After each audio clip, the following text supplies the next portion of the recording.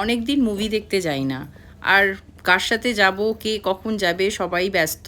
তাই আমার হাতে এখন সময় ছিল, তাড়াতাড়ি করে রেডি হয়ে বেরিয়ে পড়লাম, যাব মুভি দেখতে। আর তার সাথে একটু মার্কেটটাও ঘোরা হয়ে গেল।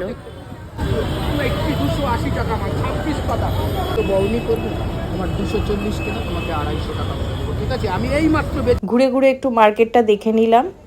চোখে দেখে জিনিস কেনার মজাটাই আলাদা। টুকিটাকি কিছু জিনিস কেনার ছিল, সেগুলো কিনে নিয়ে বেরিয়ে পড়লাম, কেন সময় হয়ে যাচ্ছে, যাব মুভি দেখতে। শো ছিল 5:50-এর, তাই আর বেশি দেরি না করে চলে গেলাম। নিজের সাথে অনেকটা সময় কাটিয়ে বাড়ি এসে রান্না করলাম। সকালে মটর ভিজিয়ে রেখেছিলাম, সেটাই সেদ্ধ করে এখন রান্না করে নেব।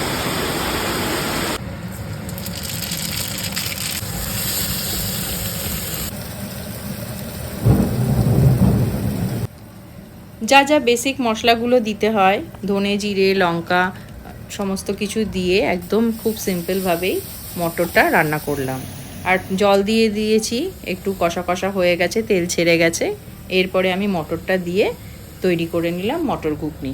তা আজকের দিনটা আমার এইভাবে দারুণ কাটলো, খুবই ভালো লাগলো। নিজের সাথে নিজেকে সময় দিলাম, সময় কাটালাম, নিজেকে অনেক রকমভাবে নিজের সাথে নিজে কথা বললাম।